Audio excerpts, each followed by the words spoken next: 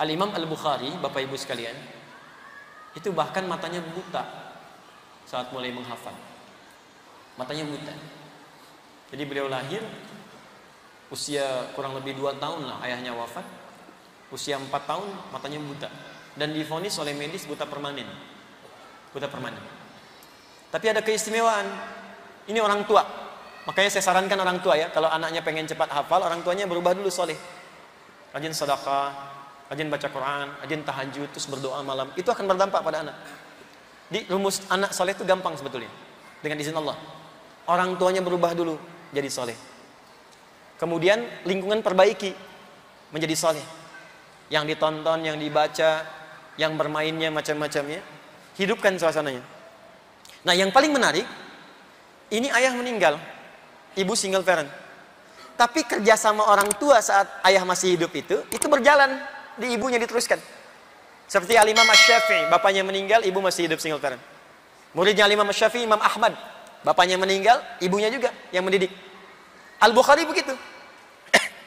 Berdoa, rajin tahajud, rajin sholat. Apa yang terjadi? Buta matanya tapi tajam hatinya.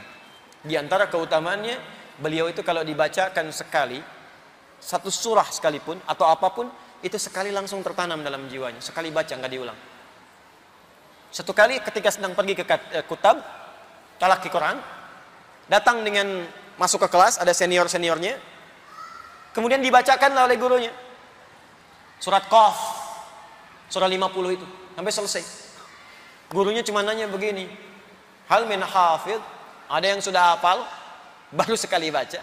Al-Bukhari kecil yang nggak ngelihat itu cuma angkat tangan begini, hafidh tuh ala sadri nafsi, saya sudah menghafalkannya dalam jiwa saya, dalam kepala saya. Jadi ada hafal di dalam kepala, ada hafal di luar kepala.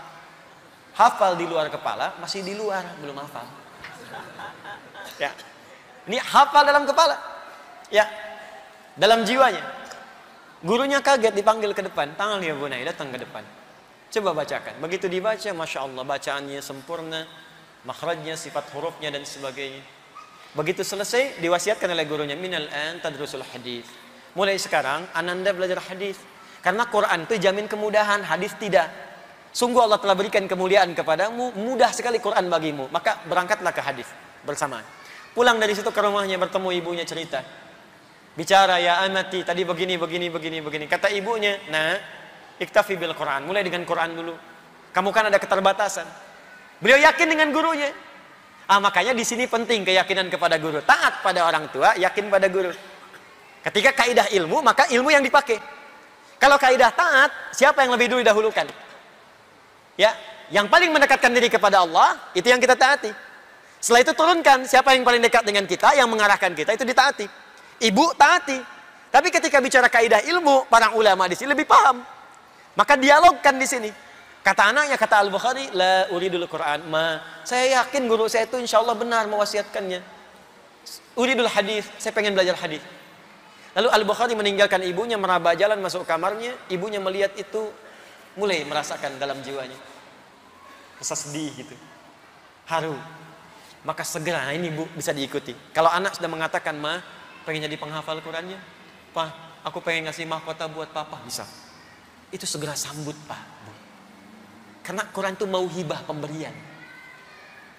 Anda jangan kira orang pintar ranking 1, IPK 4 bisa hafal Quran, belum tentu.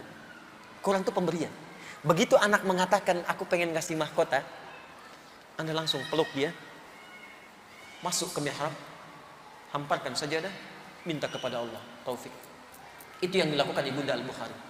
Maka beliau datang kemudian ke mihrabnya, hamparkan sajadah, berdoa di situ. Perhatikan doanya. Yal basir, yalladzi ala kulli syai'in qadir, a'id basiratabni.